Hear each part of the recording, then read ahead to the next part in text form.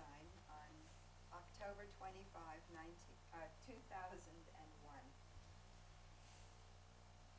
Tell us Well, where we left off. we left off when I came to the joint distribution center in the American zone in Berlin, and we rested up there for a few days. You were with two friends. Yes, we were with Somke and with Ewald, and we needed to move on because we all had different goals.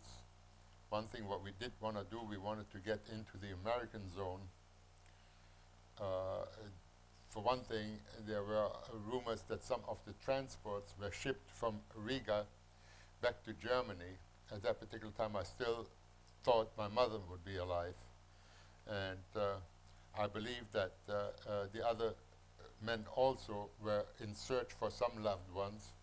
There were stories that new camps opened up, DP camps, this for displaced persons in all the zones, in the English as well as the American zone. And we were hopeful to get into the American zone to visit some of these DP camps, hopefully to find some of our loved ones. And the other thing, my goal was to get back to my hometown, hoping to reclaim my property, and possibly, if my mother survived, that will be a meeting place. So we left the Russian zone of Berlin, and we left the American zone of Berlin and back through the Russian zone and into the American zone, finally into the British zone, where my hometown was in the British zone. Westphalia was occupied by the British troops. But in Germany there was no problem traveling from the British to the American zone.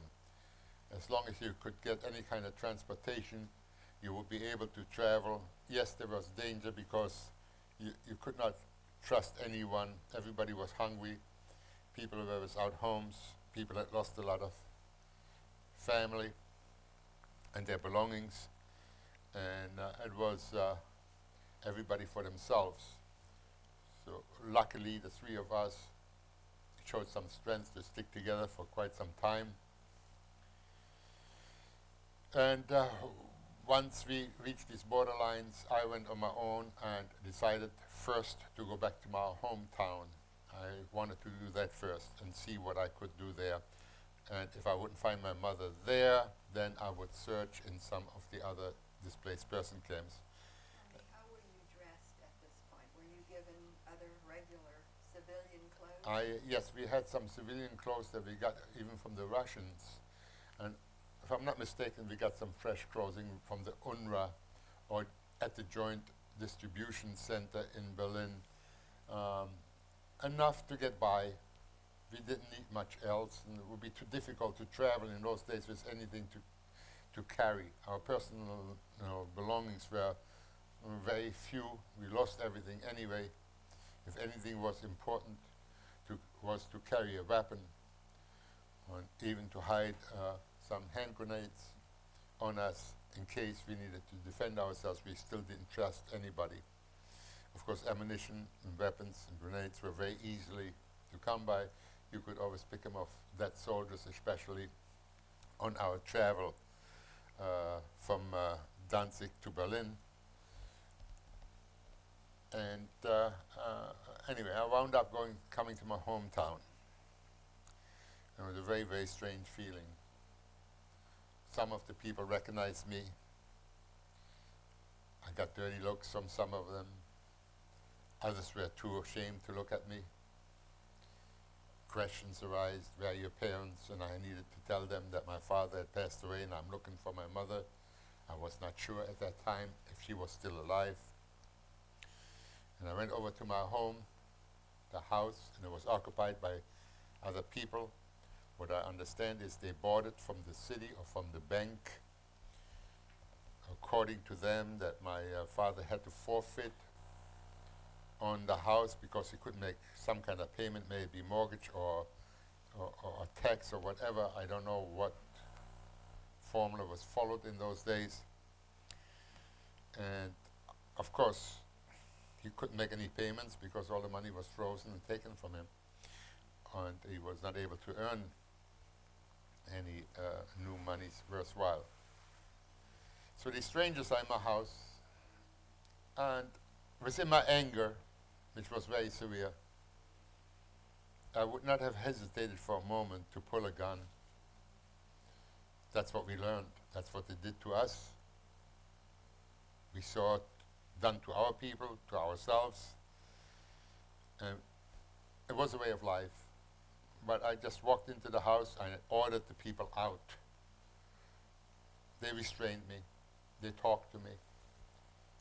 We went to City Hall, and I couldn't get any place to get these people. I was told that I had no more right to the house, that it was sold, these people lived there, and I found still quite a bit of anti-Semitism, of course, going on.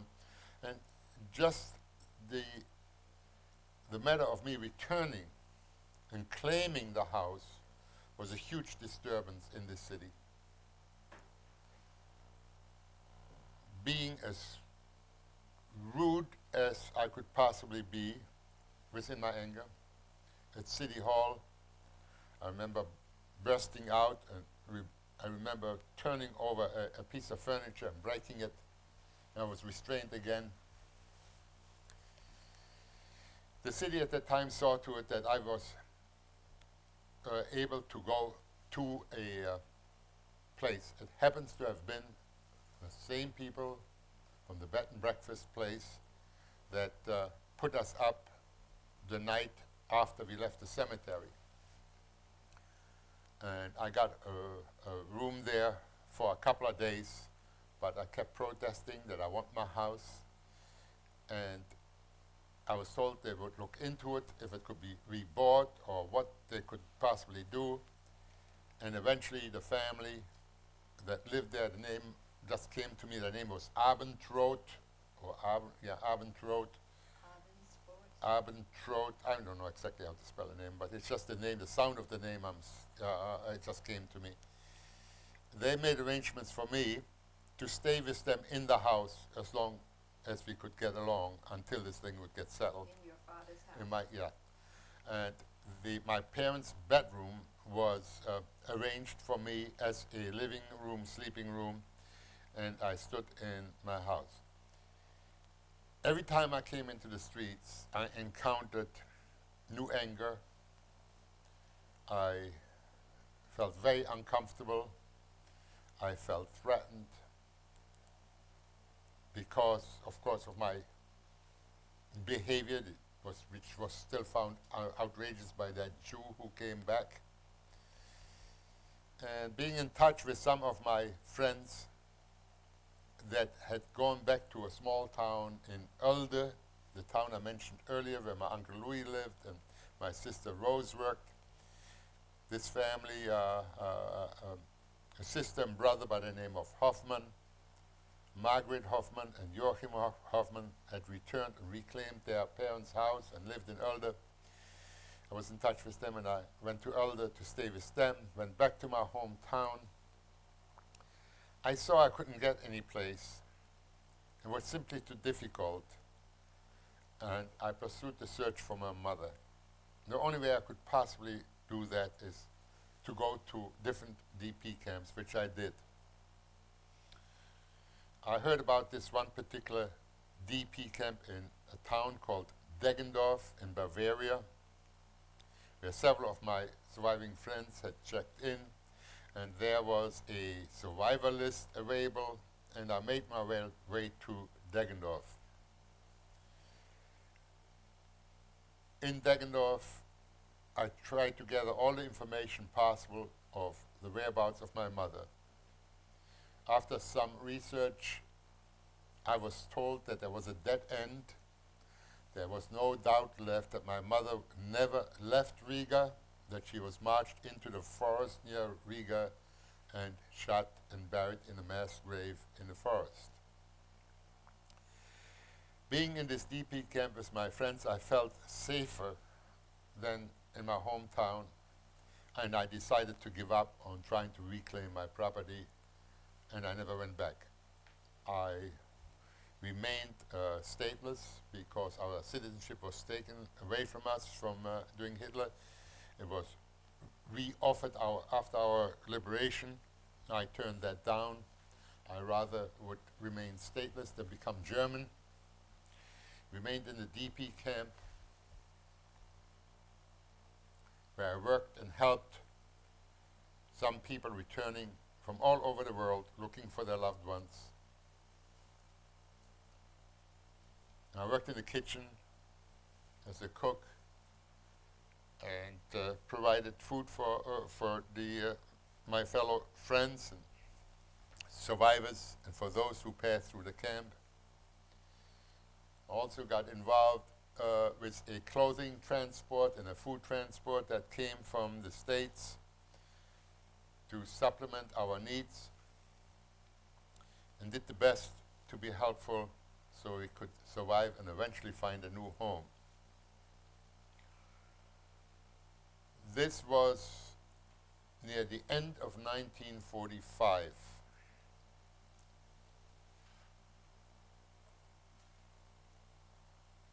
May I ask you, when you were back in Haltern, did you run into some of these former friends of your father, the other butchers, the men who had served in the First World War with him? Yes, I ran into some, but being that I was so young and so full of hate, I really didn't connect very much to these quote-unquote elderly people. I ran into some of the younger people that at one time went to kindergarten with and now also were young men. And all of them somehow needed to join the German armed forces. Some of them, of course, became even SS elite, and others just joined the Wehrmacht. I recall an incident when I was in my hometown. I don't remember this person's name offhand. I was in a marketplace and I saw this man in a German uniform. It was not an SS uniform, it was just a German uniform with a swastika on there and all. And we crossed each other in the marketplace and I asked him, what are you doing in this uniform? What's happening? And he told me, well, he was a prisoner of war and he just came back. I said, and I asked him, when did you come back? He said to me, like last month or 6 weeks. I said, you mean to tell me you're still wearing this uniform? And he got angry with me and he said, I like this uniform. It is German and I'm proud of my uniform and this kind of stuff. Something, what are you going to do about it? And I went and I tore off the uniform right there in the marketplace. And I broke out in a big fight with this man. And then, of course, we were separated and he went his way and I went my way. Perhaps later on, in another part of the tape, I will refer back to this man and I will tell you the rest of the story about him. At this time, that would not be appropriate. After encountering all these things, of course, I checked myself into the DP camp, as I said, and in Deggendorf. And it also became known that we obviously needed a place where to live, a state, a country, and it would be Israel. British troops, to my knowledge, were occupying Israel at that particular time, which was then known as Palestine. And they would not give in easily for the Jewish people to have their homeland back.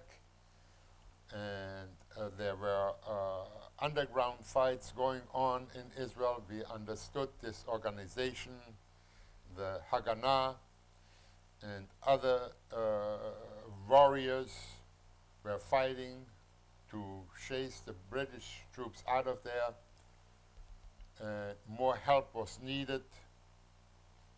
We were asked at that time if anybody was interested to go to Israel to help to create the state of Israel, and of course several of us volunteered.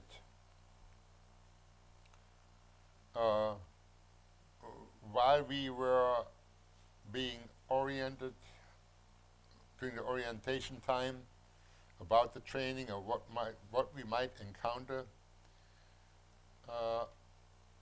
during this particular time, my sister Alice particular, found my name on a survivor list in England, informed my sister Rose in Richmond, Virginia.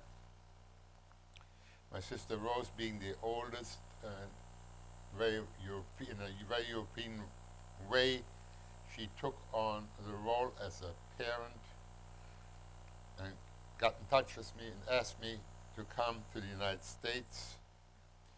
And I told her at that time that I was not ready to come to the United States, that I was going to train to go to Israel. And she begged me in different words to come to the States first, and then I could go to Israel and do whatever I want, and I would be free to do. But first I needed to come to see her, and I wanted to fulfill her wish. The other thing was that, of course, my sister Rose was being the eldest sister, and I loved her very much, and I wanted to see her also. Simultaneously, at that particular time, news came that we should not go into physical training for the Haganah, because it seemed that the controversy was being settled and there would be a state of Israel, and at present they would not have room for us, nor food for us. We should stay put or do whatever we need, but to stay in touch, and if we were needed, they would get in touch with us.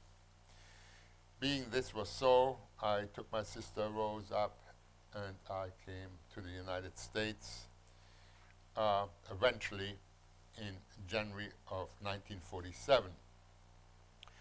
During these couple of years, I worked in this camp of Deggendorf, like I said earlier, and I earned some, call it points if you wish, that people would make out affidavits, and my brother-in-law at Spania also tried to make an affidavit for me.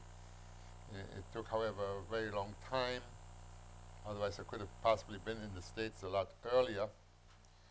But then it finally came about that I had enough points, and with his supplementary support, I was given permission and a visa to immigrate to the United States. So we left Deggendorf by train, I believe the day after Christmas. We traveled to Bremen, and we were over there in some kind of quarters. I don't recall exactly what it was like. It wasn't too bad. It was quarters similar to a DP camp. And in the beginning of January, we were shipped on an old U.S. transport. The ship's name was the SS Ernie Pyle, and we came to the United States on this ship. The voyage was extremely rough. The trip was supposed to take, if I remember, about 10 days, and it took about 14 or 16 days. But I remember very well seeing the Statue of Liberty. That is really something for the first time to see. We embarked then in the New York Harbor, where my brother-in-law was there to pick me up. Oh, I was hoping my sister would come. I was really looking forward to see my sister. And I just saw my brother-in-law. I thought he was kidding that my sister was not there, but I even thought he was playing a trick on me. I thought that maybe she was hiding behind one of these pillars.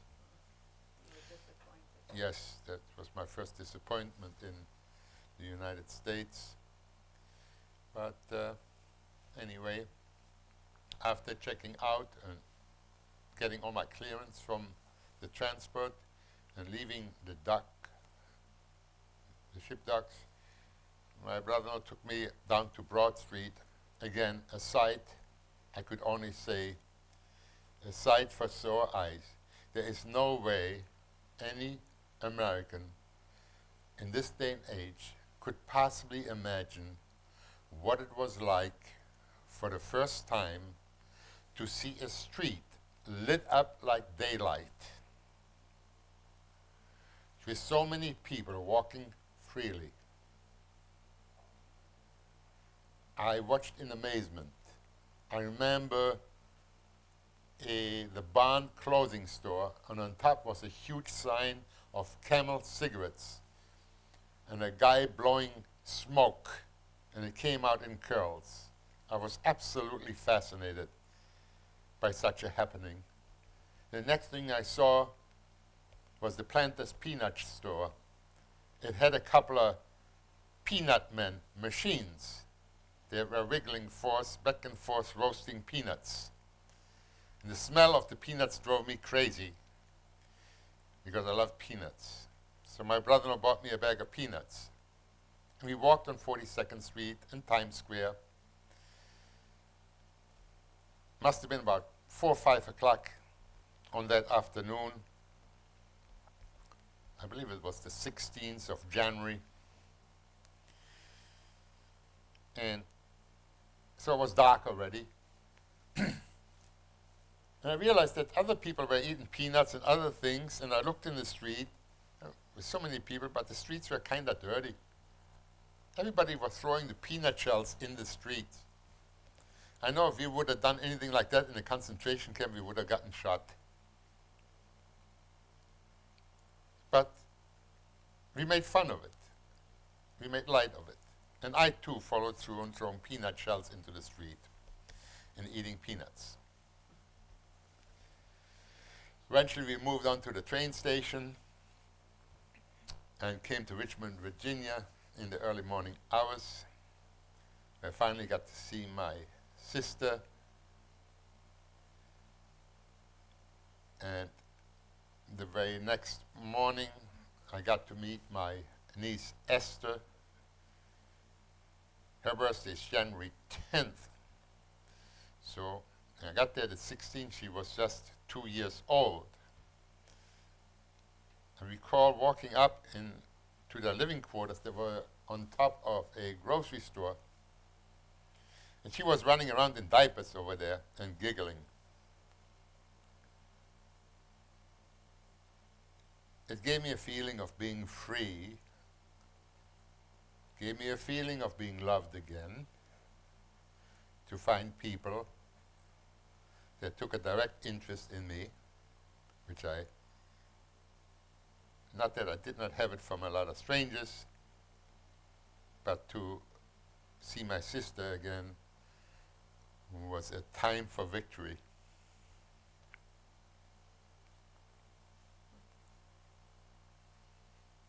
So you lived in Richmond for a short time then? Yes, I remained in Richmond. I did not speak English. I knew how to count to 10 and maybe a few words here and there, but not to use as a language. And I worked for a while in my brother-in-law's grocery store, helping him out, but also realized that I would not be able to get ahead over there. And I found a job then to work in a small supermarket, and I worked for a short time in an A&P store,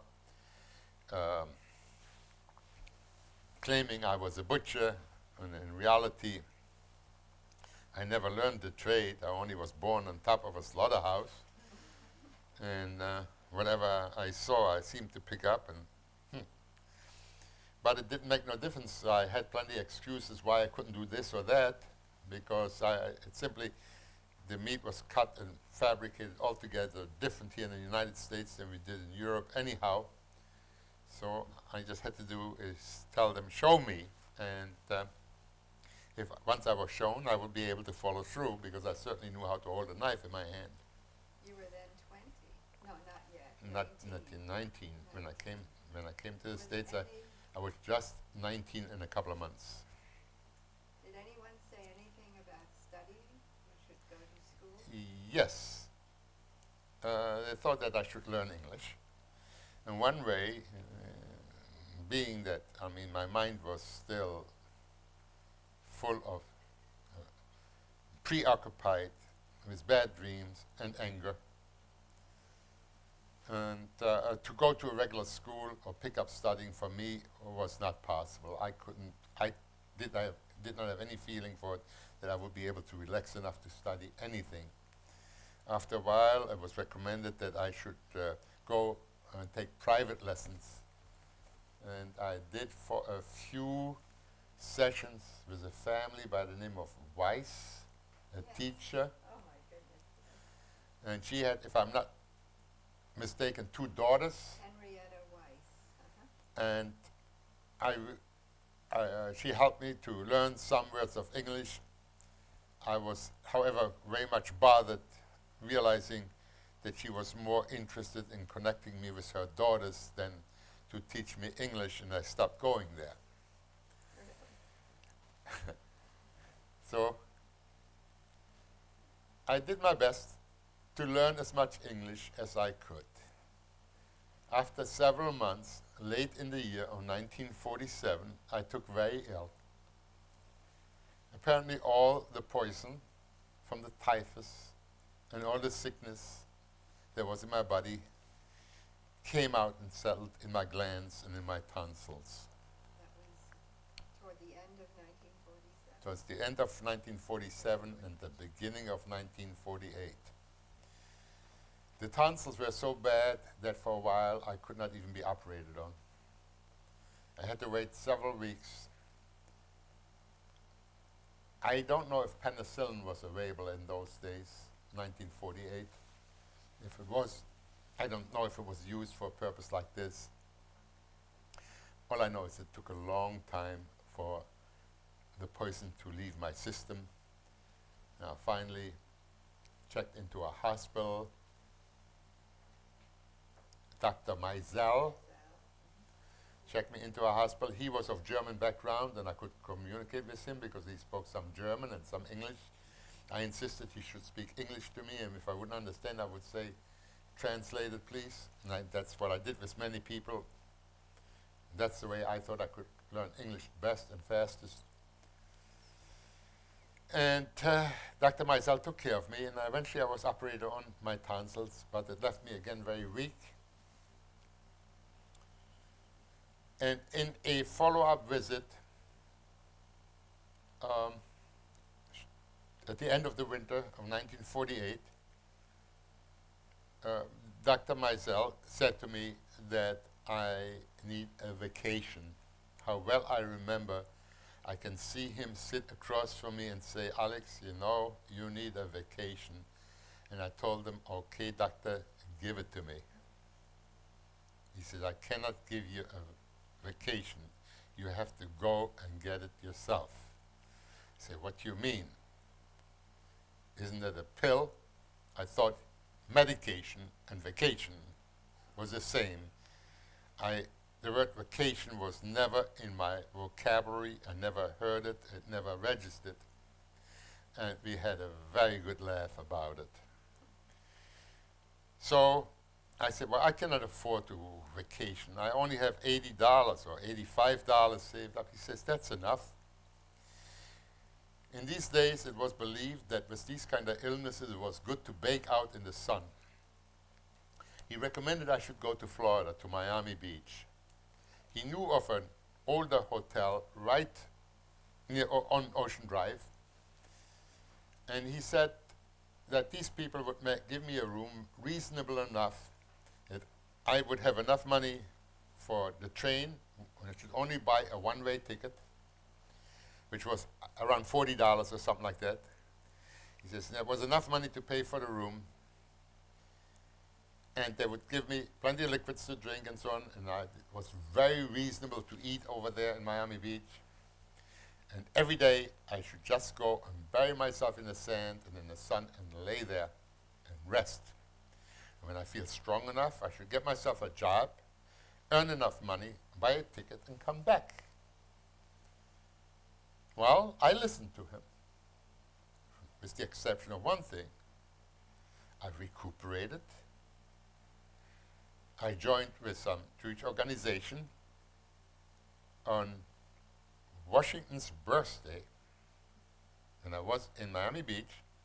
There was a picnic, and I don't remember which Jewish organization it was. Being very lonely on this year picnic, what they had, I met the woman that became my wife.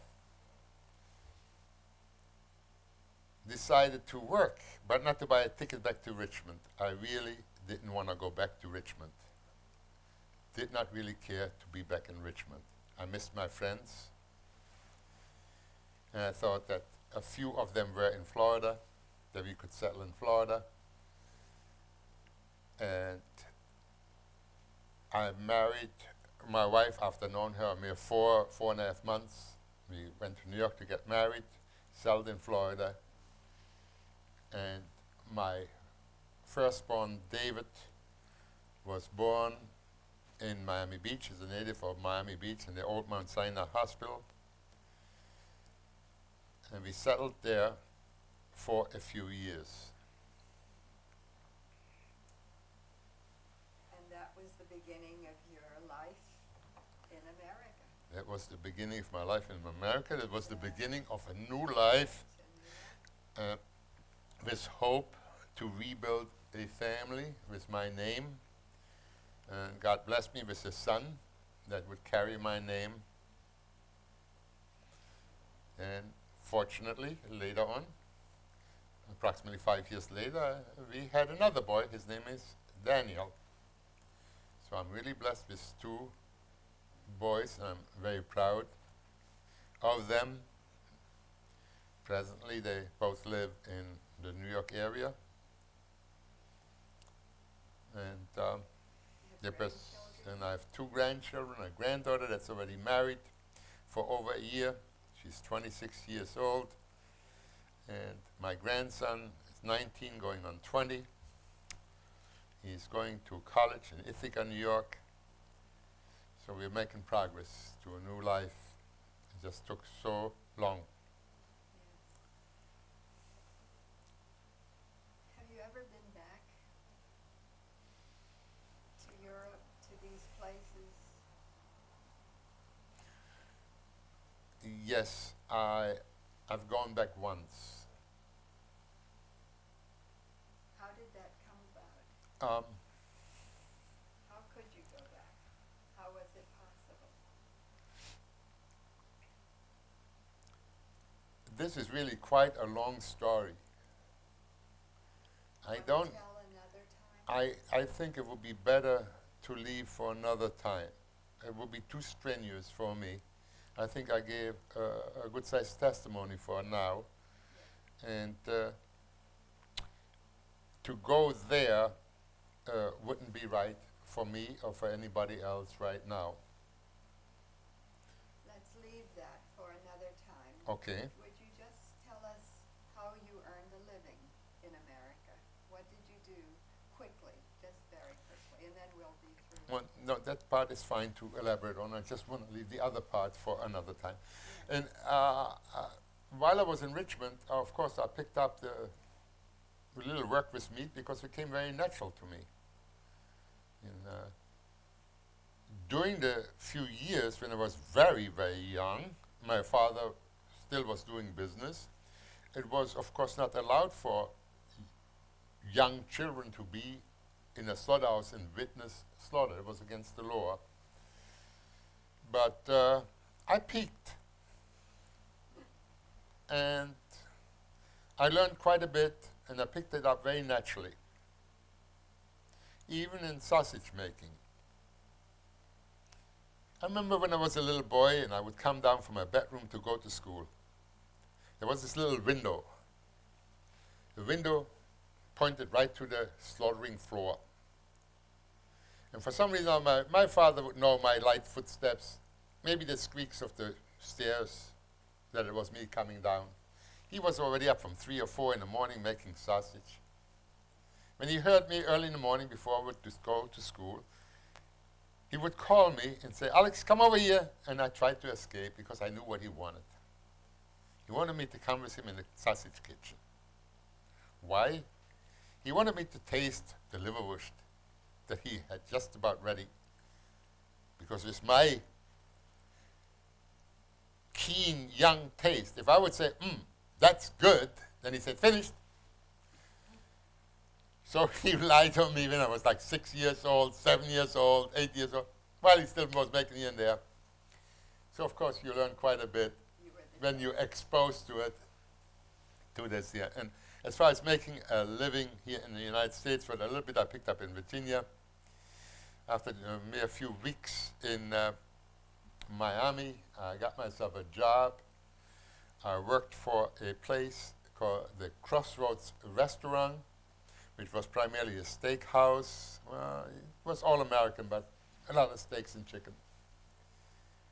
And they needed a man to run the commissary. And I applied for it. And this guy, his name was Newman. Now, I cannot think of his first name, but I swear he was mafia. He was so rough. And he was looking anything for nothing. So he could hire me very cheaply, and I needed the job, and I took the job. And he believed that I could do it. He asked me if I would drive the truck, if I had a license to drive the truck back and forth. The commissary was about 2 miles away from the restaurant. I said, of course I know how to drive. I had no license. I never drove that kind of truck. The only thing I ever drove was an abandoned Jeep after our liberation, where we didn't care if we destroyed the Jeep or ourselves, but that is no concern, because we were just flying high or doing anything. But I didn't really know how to drive in a civilized way, on a civilized street.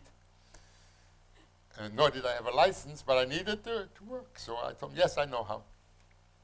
So he took me over to this commissary. He says, this is the trays for the chickens, and I want every day, I want so many quarters of the white meat and the dark meat, or whole chickens for roasting. I want every day so many steaks, 12 ounces. I didn't even know what was 12 ounces, but still I had that right. It was really something. And you want this kind of portion control on that, and you put it on these here trays, you load it, and this here was an international truck, a very rough riding truck, and it had holders for the trays in there. You put it there, and you drive it over. Whenever you're ready, every morning you deliver this and this. You're on your own. As long as you deliver it in time, you're fine. When you get hungry, you come to the place, to the restaurant, but you do not sit on the table. You sit on the counter, and you can eat all you want. Oh, that sounds good. So I already had met my wife, and I said, look, I cannot eat by myself. I say, I'm going to get married. I have a, no, you cannot. I said, look, then I'm not going to work. He says, all right, you bring your wife too. So we both of us had something to eat that was taken care of. And certainly, my wife was working for A.S. Beck in those days in a shoe store. And she was earning, I was earning, was enough to accumulate a few dollars here and there. And certainly enough to plan to go to New York. Eventually we would get married and then come back and do our work. From the commissary, I remember driving down Alton Road, and the truck was bucking like a rocking horse. I did not know how to control the clutch. It was not automatic. And I heard people honking the horns, and I really didn't care. I guess that was what we went through, just didn't care. Eventually I learned how to ride that truck. I never really did get a ticket. Even so, a cop stopped me once and told me, move on, and I didn't. So I learned enough to drive the truck from the commissary to the restaurant, unload it, and I stood working for them for some time until we got married. Then after we got married, I got myself a job in a kosher sausage factory in Miami, where I worked making frankfurters and salamis, and moved from one job to another one. Not that I could not hold a job, even so I was accused that by even my wife that I could not hold a job. And I said, I know what I'm doing. I need to learn and learn and learn. I just wanted to learn so many phases of the business. I knew I wouldn't stay working just all my life for somebody. I even worked in a fish store. I worked in a live poultry store. All these things just to learn the food business because I felt it was in my blood. I even went into business for myself in Florida. After I was there, I believe it must have been, let me see, in 1950-51, I went into business making hamburger patties, and I had a kitchen where we made chow mein. In those days, it was very popular. There were these chow mein on a bun stands, like a Frankfurter stand on corners. And I would make this chow mein, pack it in gallons, and deliver it to these stands so they would have chow mein to sell on a bun. And I would make little butterflake steaks and so on. And I progressed and invented different items. Eventually, I could not distribute it no more myself, and I got a distributor, not being business-oriented, not having a good business mind, not checking out what really needs to be done. I committed myself to supply the Borden company for their then frozen food department. They handled the Dulaney frozen food line, to distribute my brand name, Minute Maid. Minute Maid by the maid, the woman maid, not Minute Maid in a minute. And I trademarked it for Florida. This was the chow mein. Chow mein, butterflake steaks, little hamburger patties. I was one of the first one who packed hamburger patties in frozen food cases. And your brand name was Minute Maid. Minute Maid, yeah. It had the woman, a maid with a chef's head on it. That was my thing, okay? Of course, I was so happy to get this distributor, not asking me any questions, and I loaded them up and I shipped and I exhausted all my credit. Only to find out that they don't pay, but every 90 days. And it really choked me, not being a good businessman, not knowing the language very good or anything, not knowing how to read very well. It just was very gutty. Anyway, I had to give up the business. I walked away from it. I didn't know anybody, but I walked away from it. At that particular time, then my son David was born in 1950. By 1953, we realized that we had a very good child, but also a sick child. Couldn't figure out what it was. No doctor was able to figure out what this sickness was. It seemed that David was allergic to some kind of pollen in Florida. Pollen? Yeah, pollen, yes, an allergy. Whatever he ate during the day would come back up every night, like 10 o'clock or 10:30. We knew just when he started moving around in his crib that we would run over, or we would sit at the, we had a one-bedroom apartment at that time. We would sit at the foot of our bed with a little pot, and he would vomit all his food up. And he was skinny like a toothpick. If you would see him today, of his 280 pounds or so, you wouldn't believe it, that this was the same kid. Well, anyway, my wife's parents lived on the Lower East Side. Being it was so hot in the summertime in Florida, my wife and David went to visit the parents in the summertime in New York. Every time they went to New York, for every visit, whenever it was possible for them to go, my David didn't vomit in New York. My David was able to keep all his food and gain weight. Then when my business went under, and David, I said to my wife, we got to get out of here.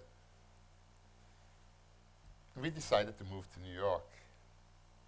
So I secured a job in a hotel for a summer job at first in Atlantic Beach,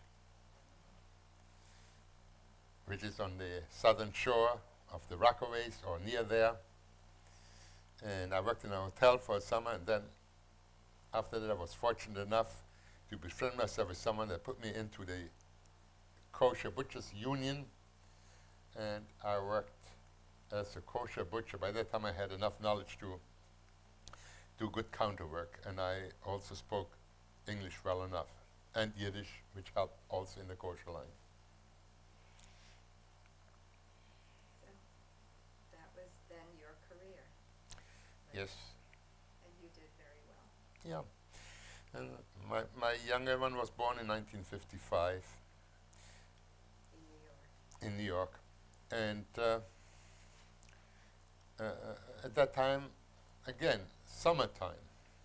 Always tried to escape from my family summertime. When in Florida it was too hot in the summertime, so we shipped them to New York. But we lived in a fifth floor walk-up on the Lower East Side, no air conditioning. It was really hot in the summertime. So once it became affordable, we took a little bungalow, a little house out in the country we rented. And my family spent the 10 weeks usually out there in the summertime. I took my possible vacation or whatever necessary, and stood with my family for the weekends, came up every weekend and spent some time there with my family. And where was that? In Fallsburg.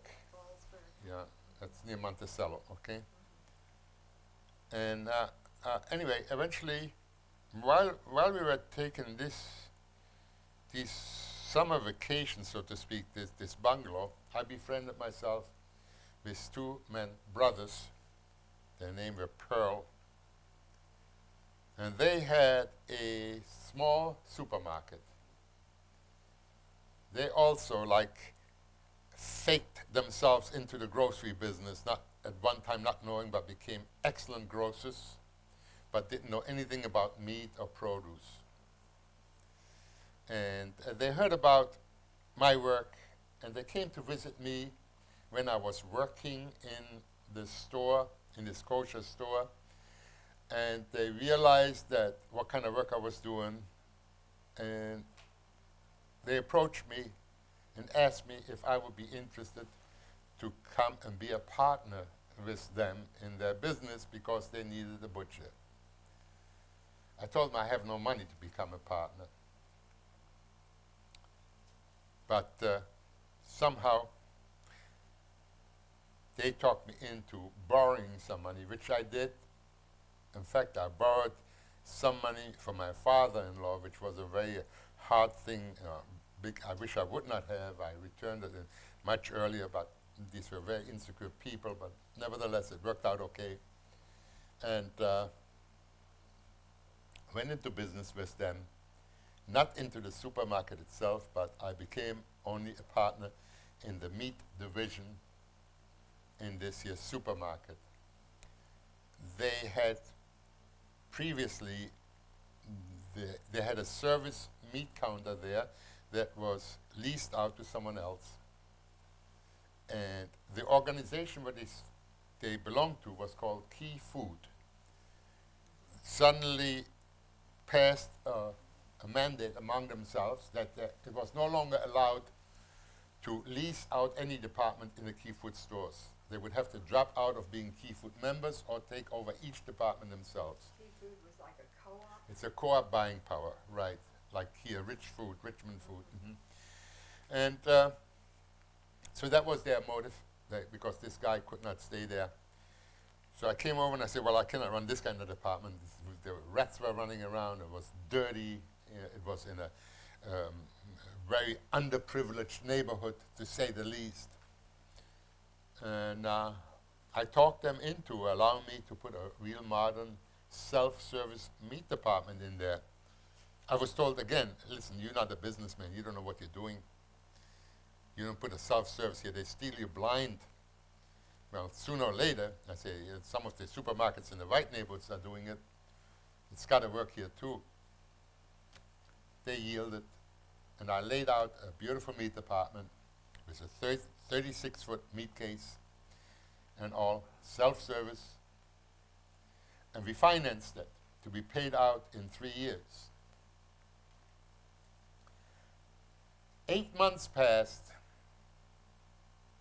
And there was money accumulated. And I begged my partners to pay out the business because I felt so insecure and I wanted to return some monies to my father-in-law that, that drove me. I worked day and night. There was no stopping. I just wanted to make. I couldn't fail. And I didn't fail.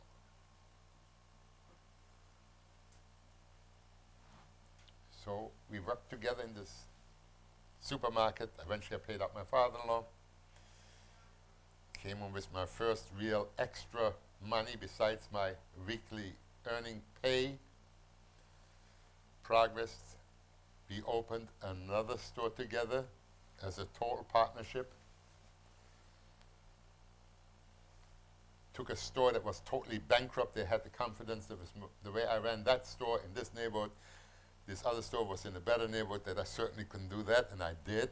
I turned this whole store around. The brothers became a little bit greedy after a while. Started fighting among themselves, and I was in the middle, so I was getting hit on, not literally, but I felt it from each side. And we had an agreement, if anybody wants to drop out, that they could offer the other one to buy out, and if they don't want, then the store would be for sale. And I offered my share to be bought out, and they didn't want to, so I picked up the phone in front of them, and I called the broker, and they laughed at me when I asked for a certain price for the store.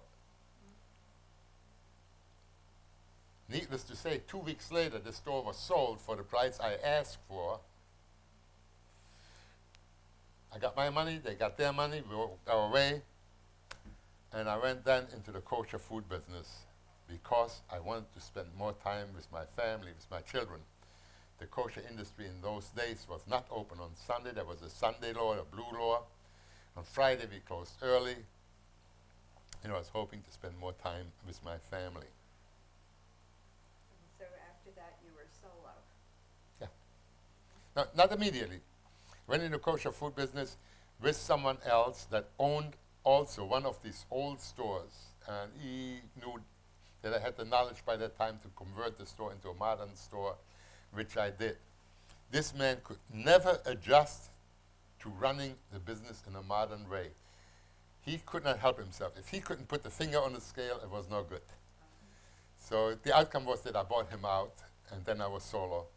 And after that, I opened a second kosher store in the Long Beach area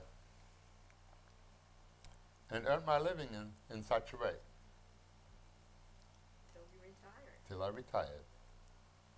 Wonderful story. I'd just like to say that in Richmond, people would still love to have a kosher butcher. My sister used to say they would like son. If it takes on, is that okay? Yeah, okay. My sister and my brother-in-law used to urge me to open a kosher shop here, move here. And I checked it out, and I saw at that time you had two, and I saw how they operated. And now I knew I could do better, but when I checked out the people, I knew that Richmond was not right, not then and not now for a kosher butcher.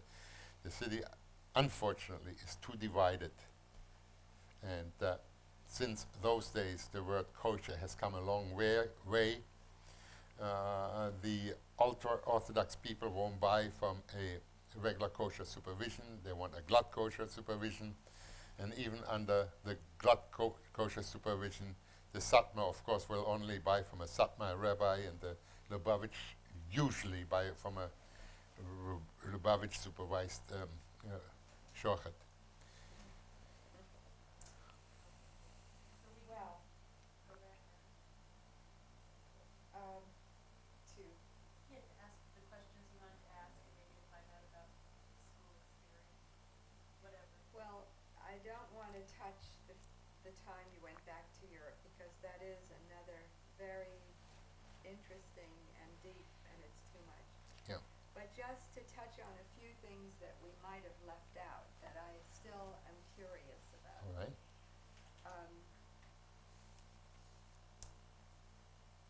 Your school experience, early in the 30s in a Catholic school. Were you the only Jewish student? Yes. You were. There were no other Jewish children in Haltern? There was a Jewish girl, their family Daniels. Her name was Hannelore. She was born about 6 months or so after I was born. The reason I know because my mother nurtured her. What do you say? She nursed her? Nursed her. Oh, really? Yeah, her mother couldn't nurse her, and that was the thing. And my mother had enough for both of us. So So she was also of school age. yes, but this girl grew up to be somewhat mentally handicapped. That's the only way I could describe it. Only thing I remember is the way she spoke was sometimes not audible, and she walked on her toes, like, and whatever it was. I don't know how to describe it any other way. She didn't attend school at all, And no, she did not attend the school. which meant you were the only Jewish, school-age Jewish child. in those days, yes. All the other ones were already older and past that elementary school. They went to a higher school of learning, which was usually in a neighboring larger city or something like that. So, let's see, if you were 11, Kristallnacht, and that was when your public schooling ended, you had been in school about 4.5 years, not quite, Not quite. not yet, That's about 4 all years, the 4 years. official schooling I had. The little schooling I had in 39 in the Jewish school was primarily Jewish history, which was in a way not supposed to be taught, but they taught it. We got away with it. What was the name of the school? Which one? The Catholic school. Ooh. Sorry, the name is not coming to me right now. It was run by nuns primarily and teachers, of course. All I know is Volksschule, which means, for public school. Folks. Yeah, but I don't remember offhand.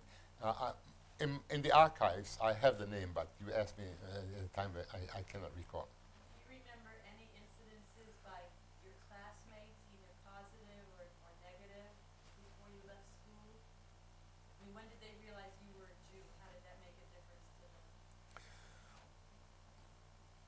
I think if the parents were not forced to hold them back, some of these kids that are played like soccer with, what could a 8, 9-year-old kid, how much soccer could he play? How good could he be? What a kid plays. They would have not known the difference. But of course, the parents were ordered to keep their children away from me, and the only way to do it is to become more anti-Semitic. That's the only way they could possibly teach the children of why they couldn't play with me. And the anti-Semitism in the churches was so severe, especially in the Catholic Church.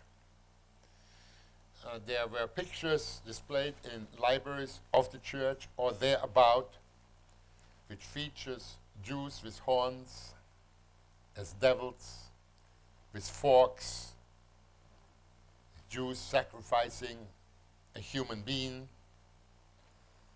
and so on. And these children were led to learn about this. You know this because of what you've learned since. Well, I knew there was some. I didn't know how severe it was in the church. I was too young. If I would have seen those pictures at the time, when I was a kid, I just would have thought it was some kind of joke picture. I wouldn't have connected it to my religion or that it was meant as a hate thing, But you've seen these pictures since. Oh, yes. Yes. Yes. Um, I have some of these pictures. I thought I would hold off with them, yes, I know. in the explanation how I obtained them precisely in my later part of this filming. Were you, when you were attending the Catholic school, did you look different? Were you already made to wear a yellow star? Were you- No, that No. was before that. But you were asked to leave when they had their religious studies. Everybody did, even the children prior to me being of school age, Right. would go to Catholic school. And in those days when there were more Jewish people living in my hometown, we had a teacher come in if not full time, once in a while or for a few hours, or I don't know where he came from, but if he came by horse and wagon or by bicycle from a neighboring town. And he would give Jewish lessons You would meet the Jewish children at the in the building, in the community house, in the Jewish community house. so they had to leave the building. Yeah, it's very short walking distance, 1 to 9, small town.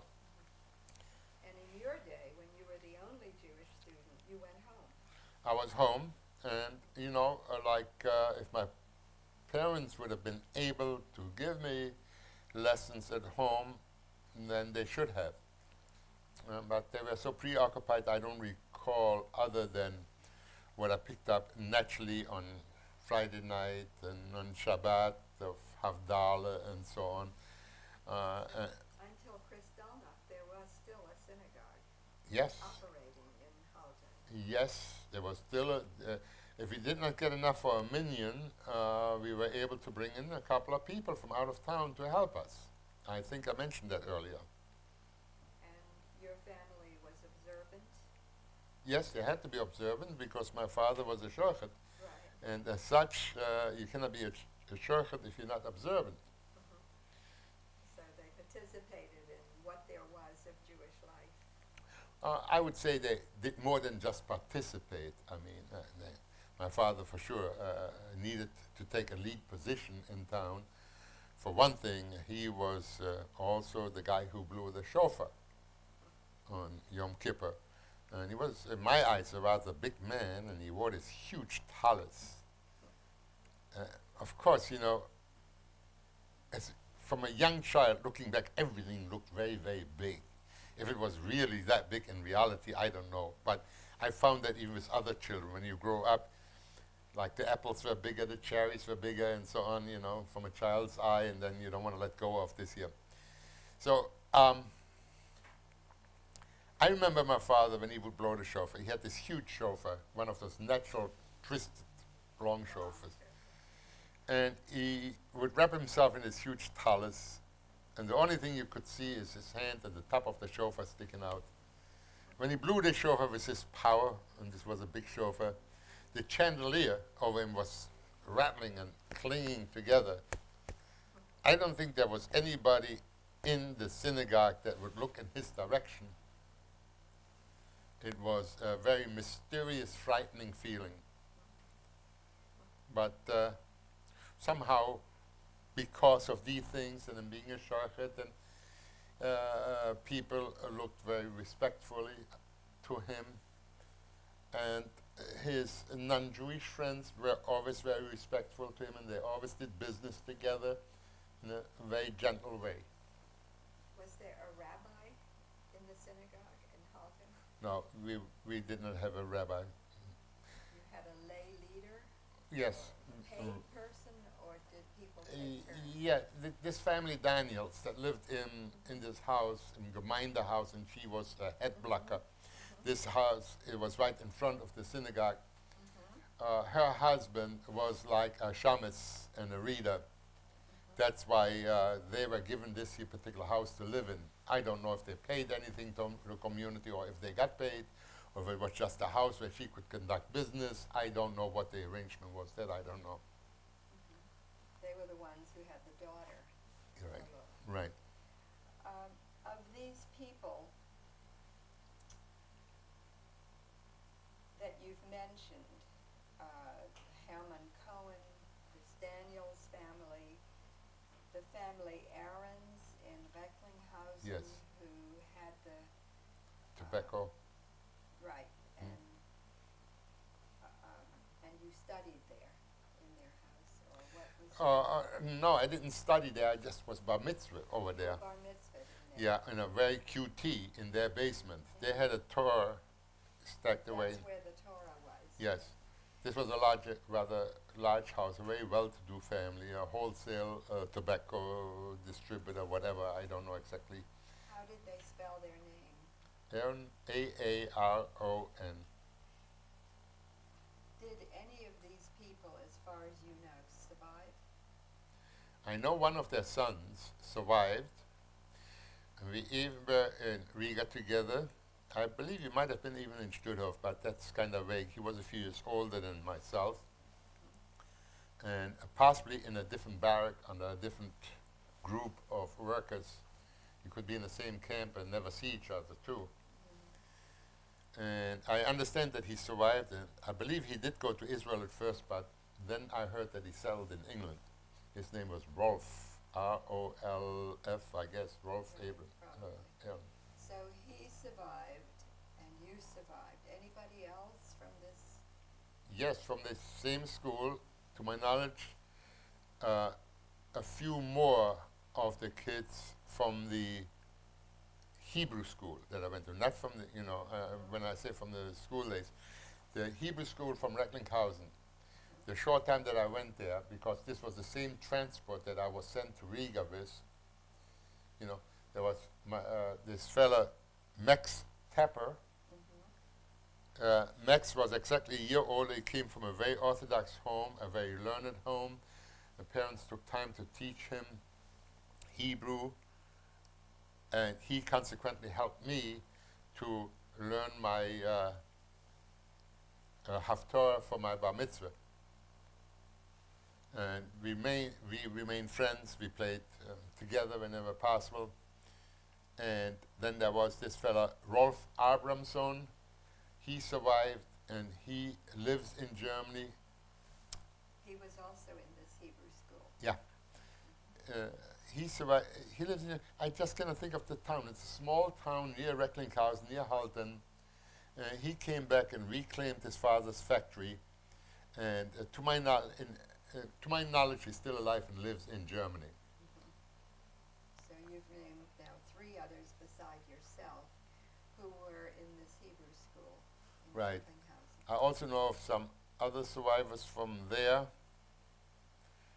I merely know that some others survived, but they did not necessarily come to the States. I mean, I met up with them in the DP camp, and once I came to the States, we lost contact. Now, the last 5 Jews in Haltern who lived in the Judenhaus, there were the 3 of you, you and your parents. Hermann Cohen, Hermann Cohen and alone, and Frau Kleberg, Mrs. Kleberg. Did any of the others, you're the only survivor of this Judenhaus? Yes, I'm the only survivor from the entire group that went to concentration camps and came back to this town. According to the archives in Haltern, no one else came back to identify themselves that they survived the concentration camp. All these other people escaped the concentration camps before. They didn't go through. Not necessarily concentration camp, they immigrated. Yes, they emigrated. Yeah, before. And then again, like my brother-in-law in 1939, when they immigrated from Germany to England after Kristallnacht, he tells me that he was arrested and he was sent to Buchenwald for a very short time. I don't know, perhaps for a few days or a few weeks, and some people that were friendly to his parents in his hometown Enger in Westfalen apparently saw to it that he and his brother Arnold were taken out of Buchenwald, released, and they saw to it that they would be able to immigrate to England, where then, of course, being that he was friendly with my sister Rose, they traveled together and then eventually got married in England. They did not get married in Germany, they got married in England. You are the only one of Haltern who came back from Concentration being in camp. concentration. Right. I'm the sole survivor. That was the point. Well, at this point, I would like you to spell your name so that we have it exactly documented. Alex, I didn't ask you in the beginning. Okay. Please. Alex, also, my full name is Alexander. Spelled as we spell Alexander. Lebenstein, or Lebenstein in German, would be L-E-B, like Bernie, E-N-S-T-E-I-N.